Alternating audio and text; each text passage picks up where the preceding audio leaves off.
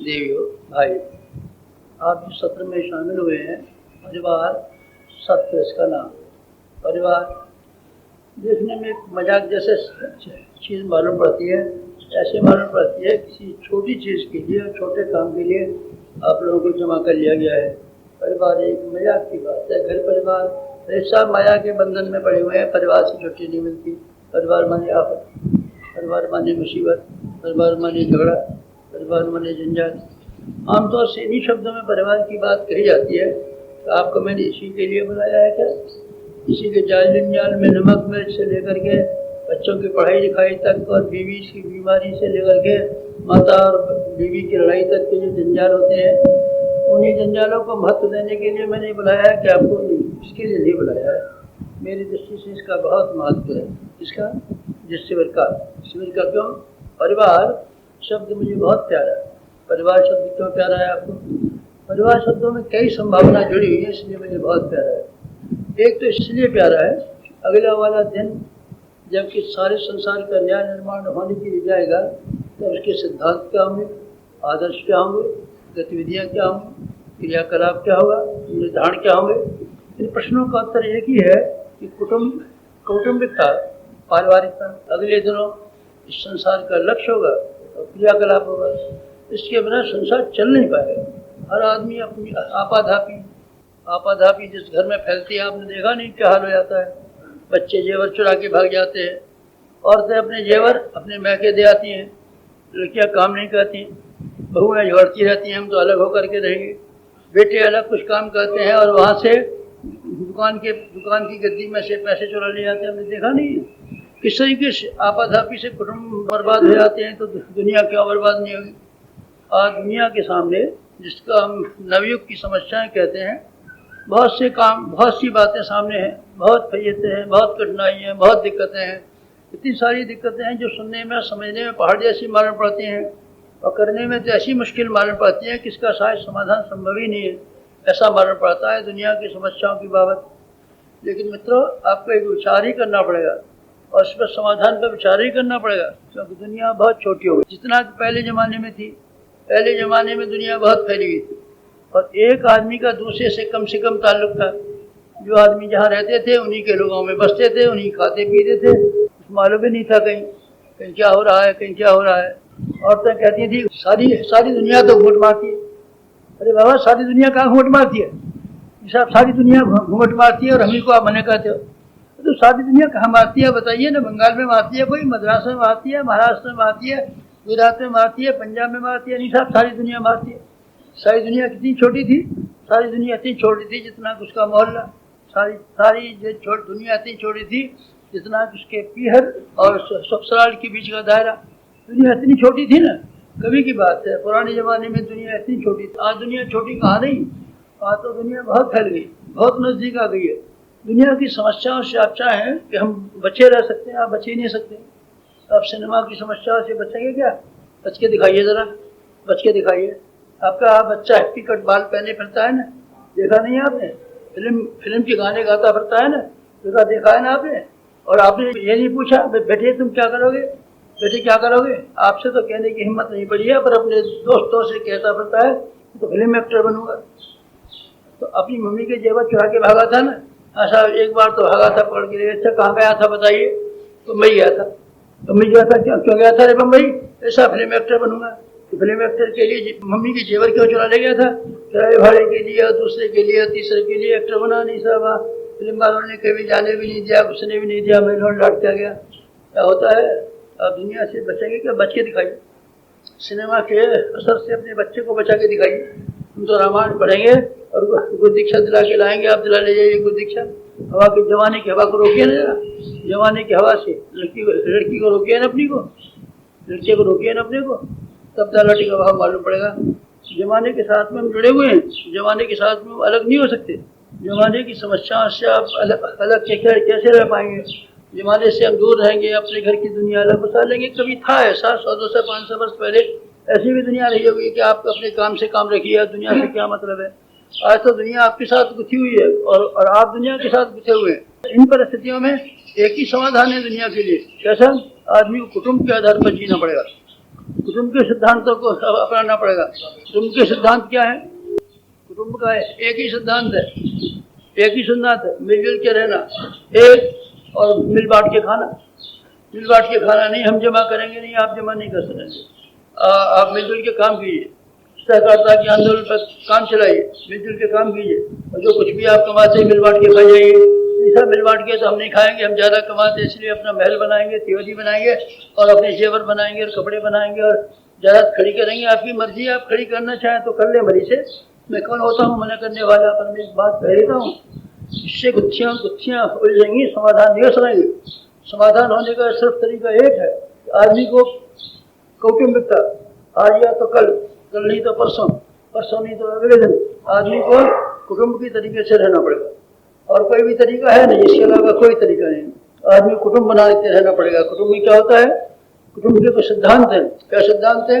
जिसमें योग्यता ज़्यादा से ज़्यादा है, प्रसाद ज़्यादा से ज़्यादा है, पराक्रम ज़्यादा से ज़्यादा है, वो ज़्यादा से ज़्यादा कमाता है। फिर खाता है नहीं, खा नहीं सकता। फिर कौन खाता कौन है? स्त्रियाँ भी खाती हैं, बच्चे भी खाते हैं, बुढ़े भी खाते हैं, बुढ़िया भी खाती हैं, घर में दूसरे अनाथ रिश्तेदार टिके हुए हैं वो भी खाते हैं।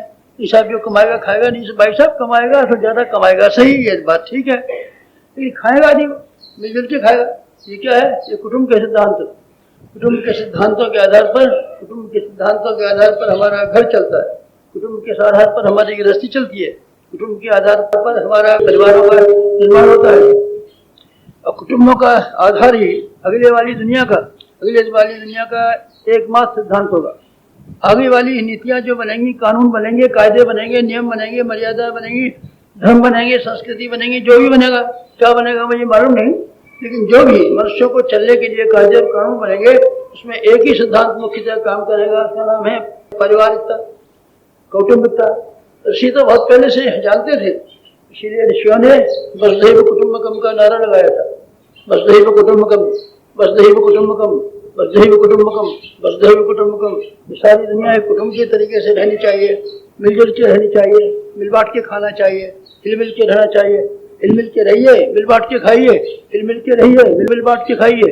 सिद्धांत जब तक आदमी की समझ में नहीं आएगा, आदमी की ऐसी पिटाई, ऐसी धुनाई, ऐसी पिटाई, ऐसी धुनाई होगी कि चूमा निकल जाएगा। आप देख लेना। इसलिए दुनिया की समस्याओं का समाधान सिर्फ एक है, चाहे आप उसको साम्यवाद कहें तो मुझे कोई ऐतराज नहीं है, आप उसको समाजवाद कहें तो भी मुझे ऐतराज नहीं है, आपसे अध्यात्मवाद कहें तो भी मुझे ऐतराज नहीं है। आप नाम जो भी देना चाहें, मैं क्यों झगड़ने लगा आपसे। पर मैं ये कहता हूँ, आपके पास या किसी के भी पास दुनिया के लिए और कोई फार्मूला ऐसा नहीं है जिसमें कि आदमी चैन से रहे और चैन से रहने दे, आदमी बढ़े और बढ़ने दे, आदमी हंसे और हंसने दे, आदमी खिले और खिलने दे, आदमी जिए और जीने दे। इसके सिद्धांत कोई और नहीं है, कोई सिद्धांत नहीं है, सिर्फ एक सिद्धांत है, एक फार्मूला है जिसका नाम है कौटुंबिकता, पारिवारिकता। पारिवारिकता आदमी को ग्रहण करनी पड़ेगी। राजी से ग्रहण कर लें तो बड़ी अच्छी बात है, नहीं राजी से ग्रहण करेंगे तो ऐसी ताकतें, ये बहुत जबरदस्त ताकतें, बहुत जबरदस्त ताकतें आपको मजबूर करेंगी। आपको मिलजुल के ही रहना पड़ेगा, मिल के ही खाना पड़ेगा, मिल बांट के ही खाना पड़ेगा। इसके अलावा दुनिया में कोई रास्ता ही नहीं है। अमीर बनेंगे, आप अमीर फिर कमा तो लीजिए पर बांट के खाइए ना। बस इधर बांट के तो नहीं खाएंगे, हम कमाते हम जमा करें, अच्छा ठहरिए हम धुनाई कराएंगे, सब बदमाश के लिए हम कमाएंगे, कमाए आप कमाइए, खर्च कीजिए और अपने लिए जमा करेंगे, औलाद के लिए जमा करेंगे, मरे जूतों के मारे अभी खाल फाट जाएगी, सब बेईमान के लिए।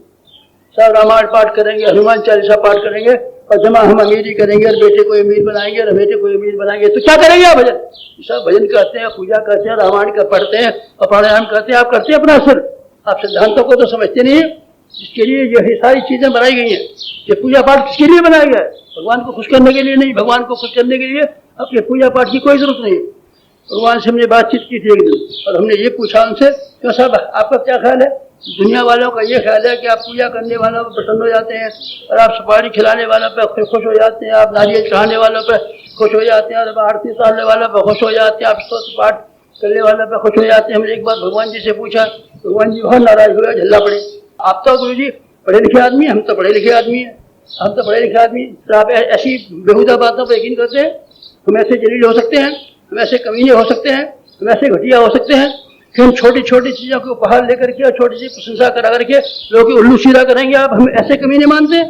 नहीं, हम तो नहीं मानते। तो कौन मानते हैं? चेले हमारे मानते हैं। चेलों की पिटाई करना, मारना बच्चे को, जो भगवान के ऊपर ऐसे लांछन इल्जाम लगाते हैं। कैसे वाले कि आप स्तोत्र पाठ कर लीजिए, चावल चढ़ा दीजिए, धूपबत्ती चढ़ा दीजिए, नारियल चढ़ा दीजिए और आरती उतार दीजिए और हम आपकी मनोकामना पूरे कर देंगे। ऐसा जलील समझते हैं भगवान को। खबरदार, भगवान की शान में ऐसे बेहूदी बात किया। आपकी बेहूदगी आपको मुबारक और आपका कमीनापन आपको मुबारक और आपकी छोटी दृष्टि आपको मुबारक, लेकिन अध्यात्म बात सिद्धांतों से कतई कोई ताल्लुक नहीं। तो क्या बात है?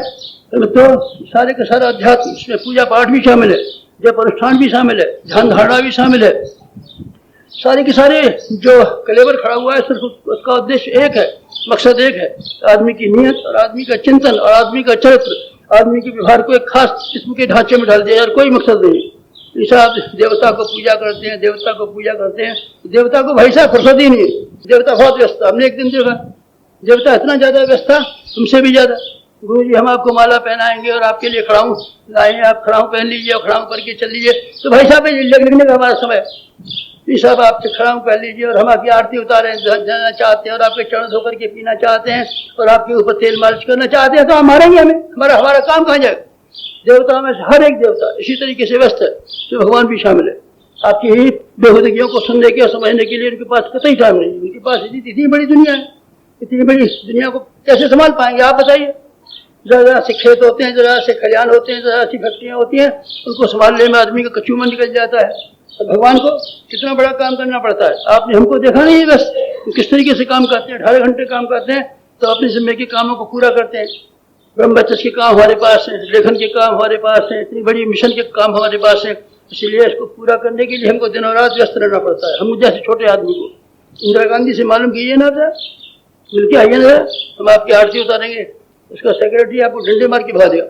ये सब हम तो आपको चरण पे माला पहनाने आए हैं और आपको चरण धोकर पीने के लिए आए हैं और आपका स्तोत्र पाठ करने के लिए आए हैं, तो आप क्या समझते हैं इंदिरा गांधी को? ये सब ऐसी फालतू बैठी रहती है और बेकार बैठी रहती है, चुड़ैल से बाल उगाए, इसलिए इसके बाला में कंघी करेंगे, इसके सिर मारेंगे। सेक्रेटरी आपको कान पड़ के भगा देगा। मेरे एक एक सेकंड को जानते हैं, मिनट को जानते हैं, इसकी इंदिरा गांधी कहते हैं और हम जैसे नाची आदमी कहते हैं। और भगवान की बात कहने दीजिए। भगवान तो ज्यादा व्यस्त है, एक एक सेकंड उसके लिए हीरे और मोती के बराबर है। हम जैसे आज नाची आदमियों की होती है, वो और भी ज्यादा व्यस्त है। तो क्या करेगा आपके लिए? हम आरती उतारेंगे, भले आरती उतारने वाले आए, आरती उतारने के लिए आप टाइम खराब करेंगे। आपके पास तो टाइम है, उसके बाद कहाँ से टाइम आया? कितनी बड़ी दुनिया को संभालता है, आप समझते नहीं है क्या? अकल को आपने बेची दी है क्या? भगवान बहुत खाली बैठा है, फालतू बैठा है, खाली बैठा है और गप्पे हाँकेंगे अखंड कीर्तन सुनने के लिए आपका आ जाएगा। अब वही अखंड कीर्तन, उनके पास कहीं टाइम नहीं। जितनी भी सामर्थ्य हैं, जितनी भी शक्तियां हैं, महत्वपूर्ण शक्तियां हर समय बिजी रहती हैं, उनके पास कहीं टाइम नहीं है। टाइम नहीं है तो मित्रों, पूजा पाठ की सारी प्रक्रिया एक बार सुनिए या 99 बार सुनिए, एक बार सुनिए, एक बार 99 बार सुनिए, एक बार सुनिए चाहे 99 बार सुनिए। पूजा पाठ का सारे के सारे अध्याय सिर्फ एक बार से ताल्लुक रखते हैं। आदमी के विचार करने की शैली, सोचने के तरीके, काम करने के ढंग, ये इंसानियत जैसे हो जाए बस, और कोई मकसद नहीं। आप जैसे जैसे इंसान बनते जाते हैं वैसे वैसे आप भगवान के नजदीक पहुंचते जाते हैं। भगवान के नजदीक पहुंचते जाते हैं तो उनके फायदे, उनके चमत्कार, उनकी सिद्धियां, उनके लाभ, जो कुछ भी आपने सुन रखा है, महात्म सुन रखा है ना आपने, स्वर्ग सुना है ना आपने, मुक्ति सुनी है ना आपने, सिद्धियां सुनी है ना आपने, चमत्कार सुना है ना, यही भगवान की बात सुनी है। तो मैं कहता हूँ आपसे, ये सारी की सारी चीजें पूजा पाठ से ताल्लुक नहीं रखती, ये आदमी के चिंतन और चरित्र से ताल्लुक रखती हैं। आपका चिंतन जितना ऊंचा उठता चला जाएगा, आपका चरित्र जैसा बढ़िया होता चला जाएगा, उस हिसाब से सिद्धियां आएंगी, इससे कम में नहीं आ सकती। सरदार पटेल को आई थी, मालवीय जी को आई थी, सुभाष चंद्र बोस को आई थी, दुनिया के हजारों आदमियों को आई हैं, उन लोगों को आई हैं जिन्होंने अपने चिंतन और चरित्र को उच्च स्तरीय बना लिया है, जिन्होंने चिंतन को संभाला, न चरित्र को संभाला। बेहूदगी, सारे दिन बेहूदगी, सारे दिन बेहूदगी। 11 माला हनुमान जी की, 2.5 माला लक्ष्मी जी की, 3 माला नारायण जी की और 2 माला भैरव जी की और 6.5 माला चामुंडा बिच्छे की। ऐसे बैठे बैठे रहते हैं, सनकते रहते हैं, बैठे बैठे सनकते रहते हैं, बैठे बैठे देवताओं की हजामत बनाने वाली हज्जाम, हजामत बनाने वाली हज्जाम, मछली मार और चिड़ी मार, देवियों को चिड़ी मार की तरीके से आटे की गोली डाल के भून डालने वाले, और देवताओं को जाल बिछा करके और कबूतर की तरीके से दाना बखेर करके देवताओं को पढ़ के इनको कबाब बना लेने वाले कौन है? आप हैं तो कौन है? ये कोई अध्यात्म है? ऐसा कहीं अध्यात्म हुआ है दुनिया में? आपने अलग ही किस्म का अध्यात्म बना लिया है। मछली मारो जैसा अध्यात्म, चिड़ी मारो जैसा अध्यात्म, चिड़ी मारो मछली मारो जैसा अध्यात्म कहीं सफल हुए क्या? आपका ही संभल हो जाएगा। ईशा देवी हमारे चंगुल में नहीं फंसी है, देवता हमारे चंगुल में नहीं फंसा, महादेव जी भी, हमारी मनोकामना भी पूरी नहीं हुई। ख्वाब देखने वाले आदमी ख्वाब देखने में मत देखिए, ख्वाब को खत्म कीजिए, वास्तविकता के नजदीक आइए, ख्वाब को खत्म कीजिए। तो मैं क्या कह रहा था, मैं सिर्फ एक बात कह रहा था कि आध्यात्मिकता का इतना बड़ा ढांचा जो खड़ा किया गया है, सिर्फ एक आधार पर खड़ा किया गया है। आदमी के सोचने के तरीके बेहतरीन होते हुए चले जाएं, आदमी के काम करने के ढंग बेहतरीन होते हुए चले जाएं, आपके सोचने के तरीके और काम करने के तरीके बेहतरीन हो गए, तो मैं आपको यकीन दिला सकता हूँ कि आपने आध्यात्मिकता के सिद्धांतों को समझ लिया है और आप आध्यात्मिकता के सिद्धांतों को पालन करने में लग गए। अरे आप पूजा करते हो, चलिए मैं तो अब ये भी कहता हूँ आप पूजा नहीं भी करते हो। क्या आप जिस ढंग की बेहूदी पूजा करते हैं उसकी तुलना में तो मैं आपसे ये भी कह सकता हूँ आप न किया करें। चलिए मैं फिर ये कह दूंगा आप न करें, क्योंकि ये तो सही कहा है, तो सारे का सारा उल्टा है। आपने तो उल्टा जंजाल बोल लिया है, ऐसा उल्टा जंजाल बोल लिया जिसका कोई वजह भी नहीं, कोई वक्त भी नहीं। इसलिए आप उल्टे जंजाल को बंद कर दें तो कोई हर्ज नहीं मेरी दृष्टि से। पूजा करनी हो तो आप अपनी दृष्टि से कहना। तो मैं क्या कहने वाला था, मैं ये कहने वाला था अगली दुनिया जिसमें सब आदमी प्रसन्नता की जिंदगी जिएंगे, खुशहाली की जिंदगी जिएंगे, सिद्धियों की जिंदगी जिएंगे, चमत्कारों की जिंदगी जिएंगे, शांति की जिंदगी जिएंगे, मेल मुलाकात की जिंदगी जिएंगे ना। हाँ जिएंगे। तो वो कौन सा होगा युग होगा, कौन सा युग होगा? सत्ययुग कह सकते हैं आप, धर्मयुग कह सकते हैं आप, अतीत का युग कह सकते हैं, जो भी आप नाम दें मुझे नाम से कोई यात्रा नहीं है। लेकिन आप उस नवयुग के आधार क्या पाएंगे? नवयुग का आधार एक होगा, फिर एक बार सुन जाइए। नवयुग की संस्कृति एक होगी, फिर एक बार समझाइए। नवयुग के आचार एक होगा, फिर एक बार समझाइए। नवयुग का कानून एक होगा, फिर एक बार समझाइए। क्या कानून होगा? पारिवारिकता, जो आप अपने कुटुंब में छोटे से दायरे में इस्तेमाल करते हैं, वो आप वही बातें आपको बड़े दायरे में इस्तेमाल करनी पड़ेगी। छोटे दायरे में इस्तेमाल करते हैं ना, आपको 8,500 तनख्वाह मिलती है ना, तो आप क्या करते हैं? सब कुछ बीवी का खर्च चलता है, कुछ बच्चों की पढ़ाई में खर्च होता है, कुछ बड़े बाप बीमार रहता है उसमें खर्च होता है, कुछ छोटा भाई स्कूल में जाता है उसमें खर्च होता है, कुछ हमारी बहन का शादी में खर्च हो गया था उसका कर्जा चुकाते हैं। तो अपने लिए तो खर्च नहीं करते। अरे साहब इतना बड़ा अपने लिए क्या खर्च करेंगे? 850 रुपया अपने लिए खर्च करते हैं, नहीं साहब अपने लिए हम कैसे खर्च करेंगे? सारे का सारा कुटुंब लिए बैठे हैं, हमारी बहन विधवा हो गई है, उसको पैसा भेजना पड़ता है, और हमारे साले की लड़की का ब्याह है, हमारी बीवी कह रही थी कि साले की लड़की में कुछ देना ही पड़ेगा, तो उसके लिए एक अंगूठी बनवाने का, साड़ी खरीदने के लिए हमने बचत करना शुरू कर दी है। तो आप अकेले नहीं खाते 850 से, हम क्या खाएंगे 850 से? आप कमाते हैं तो मुबारक, लेकिन खर्च कैसे करेंगे? खर्च कैसे करेंगे? अपने लिए कैसे खर्च करेंगे? जो आप कुटुंब में जिन सिद्धांतों को लागू करते हैं वही सिद्धांत आपको सारे समाज में लागू करने पड़ेंगे। जो आदमी समर्थ है, जो आदमी योग्य है, जो आदमी प्रतिभाशाली है, जो आदमी संपन्न है, ठीक है, उनकी संपन्नता उनको मुबारक, संपन्नता से उनको श्रेय मिलेगा, संपन्नता से उनको यश मिलेगा, संपन्नता से उनको कीर्ति मिलेगी। लेकिन संपन्नता का मतलब कोई ये थोड़ी हो जाएगा।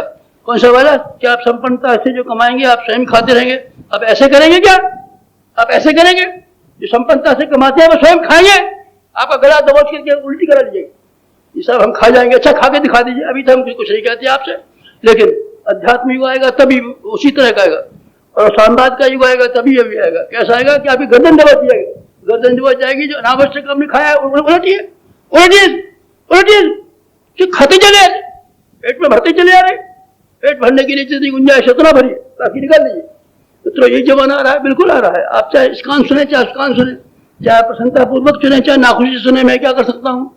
हम नाखुश हो गए तो अब मैं क्या करूँ आपकी नाखुशी के लिए? ऐसा हम तो ऐसे चाहते थे। आपके चाहने के लिए दुनिया तो नहीं बनी है ना, आपके चाहने के लिए दुनिया का व्यवस्था तो नहीं बनेगी ना। हमारा मन ऐसा, हमारी मर्जी है, तो अपनी मर्जी को अपनी जेब में रखिए, अपनी मर्जी को आप जेब में रखिए, आपकी मर्जी काम में नहीं आ सकती। तो दुनिया की समस्याओं के हल जिस तरीके से होने वाले हैं उसी तरीके से होंगे। इसीलिए ऋषियों ने जो नारा लगाया था उसी नारे को हम फिर से लगाते हैं। कौन से वाले? वसुधैव कुटुंबकम, दुनिया के रिश्ते, दुनिया की मोहब्बत, दुनिया के चलन, दुनिया के व्यवहार, अगर उसके पीछे होंगे तो एक शब्द में पारिवारिकता है। अब उसकी व्याख्या आप करते रहिए, ये लागू कैसे होगा? पारिवारिकता अप्लाइड कैसे होती है? बच्चों पे अप्लाइड कैसे होती है? पैसे पर अप्लाइड कैसे होती है? व्यवहार पे अप्लाइड कैसे होती है? समय पर अप्लाइड कैसे होती है? खान पान पे अप्लाइड कैसे होती है? ये आपका काम है। आप प्रत्येक बारे में उसको अलग अलग कीजिए, सिद्धांत दे रहे। इसलिए मतलब परिवार शब्द मुझे बहुत प्यारा है, परिवार शब्द मुझे बहुत प्यारा है। कैसे? आपको कैसे प्यारा है?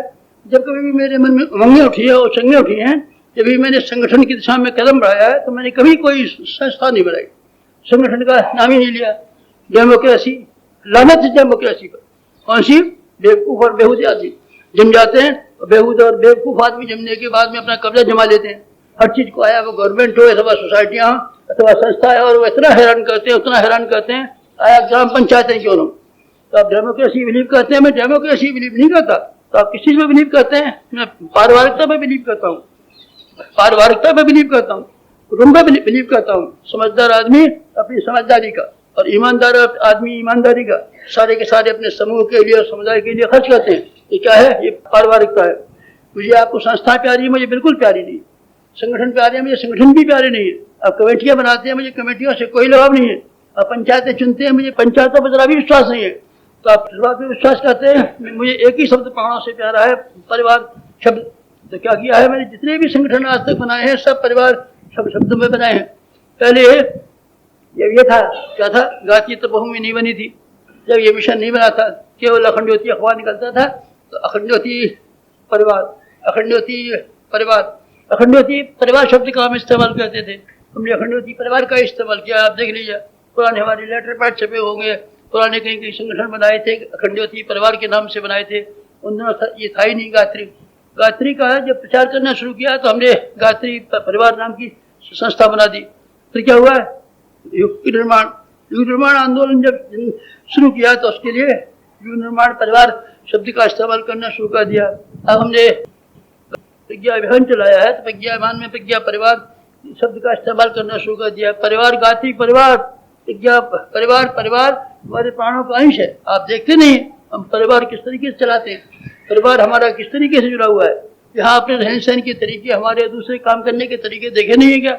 माता जी, आपकी माता जी है कोई? आपकी माता जी है? ये सब हमारी माता जी हैं। आपकी माता जी हैं तो हम आपके पिताजी हैं। कैसा भी, क्या बात है? ये पारिवारिकता है। यहाँ पर हमारे हिलने मिलने का ढंग, बैठने का ढंग, बातचीत करने का ढंग कहीं भी आपने इस तरह का नहीं देखा हुआ। कोई एक आदमी छोटा है या बड़ा है, बच्चे गले से लिपट जाते हैं तो दूसरे बात करते हैं। हमारे यहाँ पारिवारिकता के अलावा कोई परंपरा है ही नहीं, पारिवारिकता के अलावा कोई सिद्धांत है नहीं। परिवार के अलावा हम किसी सिद्धांत पर विश्वास ही नहीं करते। गुरु चेला पर विश्वास करते हैं, गुरु चेला आपको विश्वास करते हैं तो आप बाप बेटा कहिए। मित्रों, यही हमारे जीवन के सिद्धांत है। तो क्या करना चाहिए? वो परिवार शब्द इतना शानदार है, जिसके साथ में विश्व की समस्याएं जुड़ी हुई, जिससे मानवीय समस्याओं के सारे समाधान जुड़े हुए। इतना महत्वपूर्ण शब्द है। आप तो इसको छोटा वाला कहते थे, आप तो कहते थे घर परिवार से निश्चिंत हो जाएंगे, घर परिवार को छोड़ देंगे। जब ऐसी बात कहते हैं तो मुझे बहुत नाराजी होती है। कोई आते हैं, गुस्सा में लोगों का घूंट पी करके रह तो जाता हूँ, पर मैं कुछ कहता नहीं। सब अब घर से निवृत्त हुए, घर का जंजाल छूटा और आपकी शरण में आए। हमारी शरण में आएगा तो बेवकूफ, हमारे यहाँ उससे भी बड़ा परिवार तेरी पर हावी हो जाएगा। तेरे परिवार में क्या आदमी है? ऐसा दो लड़कियां हैं और एक माँ है और ये है, 4 है, 5 आदमी है। 5 के ब्याह कर दूंगा, सबसे छुट्टी हो जाऊंगा, तो काम चला दूँ, फिर मैं निश्चिंत हो जाऊंगा। तो करेगा क्या? निश्चिंत होगा? निश्चिंत होकर क्या आपकी शरण में आ जाएगा? हमारी शरण में यहाँ क्या करेगा? या क्या करेगा? या क्या समझता है तू? यहाँ बाबा जी रहते हैं, या खाड़ी बाज रहते हैं, या यहाँ कौन रहता है? या बता नहीं रहा। हमारे पास आएगा तो क्या करेगा? हिसाब सबसे निवृत्ता करके भगवान की भक्ति करूंगा और गुरु का चेला, गुरु का पाचरण दाबूंगा, गुरु की साधना करूंगा। मारे डंडों के मारे बेईमान कैसे भाग कर जाएगा? या घोड़े को हमारे यहाँ कोई जगह नहीं। परिवार को छोड़ के आएगा, ये सब भाग करके आ जाएंगे, याद रहेंगे। भाग घोड़े के लिए कोई जगह मिलती है? घोड़े के लिए कोई जगह नहीं मिलती। मुझे एक बात अभी भी याद है। जोधपुर की महारानी नहीं, जोधपुर के महाराज एक लड़ाई पर लड़ने के लिए गए थे। भागे, हार करके भागे। सेना तो मारी गई। राजा अपनी जान बचा करके जोधपुर के किले में आया। उसने फाटक के बाहर हवा लगाई, दरवाजा खोलिए। क्योंकि उन दिनों लड़ाई झगड़े की बहुत बात थी। रानी मालकिन थी, रानी के हुक्म के बिना चौकीदार और पहरेदार फाटक खोल नहीं सकते थे, क्योंकि उन दिनों हमले का डर था। पहरेदारों ने पूछा, रानी साहब कोई आवाज आती है? राजा साहब की सी मालूम पड़ती है। राजा साहब कह रहे हम राजा साहब हैं, क्या हम खोल दे के बारे? ठहर जाओ जरा। राजा साहब अकेले कैसे आ गए? आना चाहिए तो जीत के आना चाहिए था। राजा साहब आते तो सेना समेत आते, जीत के आते, गुगल बजाते हुए आए। ऐसे कैसे आ गए? ऐसे राजा साहब नहीं हो सकते। रानी ऊपर चली गई छत पर चढ़ करके उन्होंने आवाज लगाई, आप कौन है और कौन दरवाजा खुलवाना चाहते हैं? राजा साहब ने कहा, हम राजा साहब हैं, यहाँ के जोधपुर के तुम्हारे पति हैं, आप इस तरीके से कैसे आ गए? वो कहाँ गई सेना कहाँ गई? सेना तो गई हमारी हार। और आप आपका क्या हुआ? हम भाग करके आ गए, सेना हार गई, सेना मारी गई, कप्तान मार गए और आप जिंदा आ गए। नहीं, ऐसा नहीं। जोधपुर का महाराज ऐसा बेहुदा नहीं हो सकता कि आप अकेला भाग करके अपनी जान छिपाने के लिए, या नहीं नहीं आप हमारे पति नहीं, हम आपके पति, हम कसम खाते नहीं, आप में विश्वास ही नहीं करती। आप जो कोई भी हैं, अगर हमारे पति हैं तो आप जाइए, वहीं जाइए, मोर्चे पे जाइए, लड़िए लड़िए। अगर आप मारे जाएंगे तो आपकी लाश जब आएगी तो मैं फाटक खोलूंगी और आपको गोदी में लेकर के प्यार करूंगी।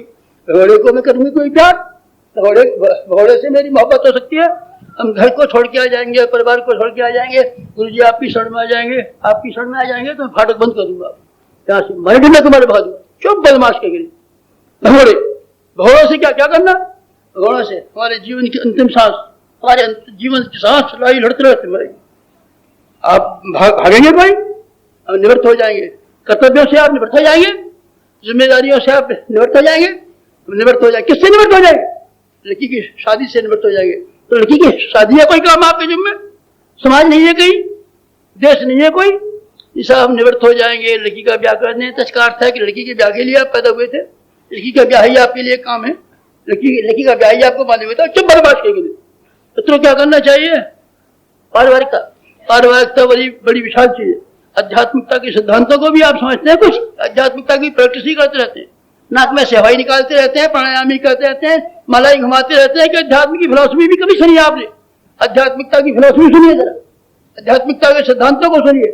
इसे हम प्रैक्टिस करते हैं और प्राणायाम करते हैं, चामुंडा बच्ची का जप करते हैं। आप किसी का जप नहीं करते, आप किसी का जप नहीं करते, आप अज्ञान में भटकते रहते हैं। सिद्धांतों को जाने बिना, आदर्शों को जाने बिना इनसे क्या कर लेंगे आप? नहीं साहब हम तो ऐसे करेंगे और हमको सिद्धि मिलेगी। आपको 3 जन्म में सिद्धि मिलेगी, बड़ी सिद्धि वाले आए। इस आप देवता पकड़ में आ जाएंगे और देवता का साक्षात्कार करेंगे और देवता हमको दर्शन देने आएंगे, आपको और देवता दर्शन देने आएंगे। हाँ साहब ऐसा कुछ कर दीजिए कृपा, तो हमारे यहाँ से ज्योति चमक जाए। क्या कहती है चमक जाए? देवता की कौन से देवता की बताइए आप हम, कौन से देवता की ज्योति चमका दें? महादेव जी की, महादेव जी की ज्योति चमका दें। महादेव जी आपके पास आए, मतलब ये है ना आपका? आप तो नहीं जाएंगे महादेव जी गाँव में? अब महादेव जी गाँव में जाएंगे? इसे हम तो नहीं जाना चाहते। नहीं आप जाना चाहते तो हम भिजवा दें आपको। कहाँ रहते हैं? शंकर शिवलोक में रहते हैं। शिवलोक में रहते हैं, बहुत दूर है यहाँ से। कितना दूर होगा? मैं सोचता हूँ 50 करोड़ मील दूर तो होना चाहिए। इस साथ तो यही है, तो आप कैलाश पहाड़ पे चले जाइए, हम भिजवा देंगे। आप रास्ता बता देंगे और आप जाते सीधे चले जाना। यहाँ पहाड़ में वहाँ खाने को है, न पीने को है, बैठे रहना। इसा वहाँ तो नहीं जाएंगे। आप महादेव जी के नहीं जाना चाहते? इसा हम तो नहीं चाहते। तो आप क्या चाहते क्या है फिर? महादेव जी को यहाँ बुला दीजिए, महादेव जी को बुला दें। अच्छा हम महादेव जी को बुला देंगे, महादेव जी को बुला देंगे। तो तरीका क्या है? तरीका भाई साहब ये है कि कहीं लोग उसको बुलाते हैं, जिनको स्वामी जी को बुलाते हैं। स्वामी जी को बुलाया आपने कि स्वामी जी को बुलाया है तो फर्स्ट क्लास का किराया दिया कि नहीं? दान दक्षिणा दिया कि नहीं? हमको आप बुलाएंगे गुरु जी आइए, तो भाई साहब हम कैसे करें? संस्था के पास पैसे नहीं है। गुरु जी हम तो खर्च दे देंगे आपको, आप खर्च देंगे ना? आप हमारी मोटर का पेट्रोल देंगे ना? हाँ साहब गुरु जी हम तैयार। हाँ बेटा तो इससे कम में कैसे होगा? हम अपना पेट्रोल चलाएं और आपके हमारे भरे, हमसे तो नहीं बनेगा। तो क्या करेंगे? पेट्रोल देंगे ना? पेट्रोल दे देंगे।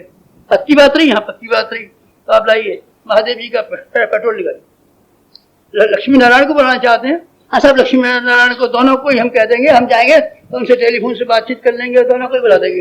लाइए किराया निकालिए। कहाँ है लक्ष्मी नारायण? लक्ष्मी नारायण यहाँ से जो लोग है वो 90,000 करोड़ मील दूर है। लाइए पैसा दो, 90,000 करोड़।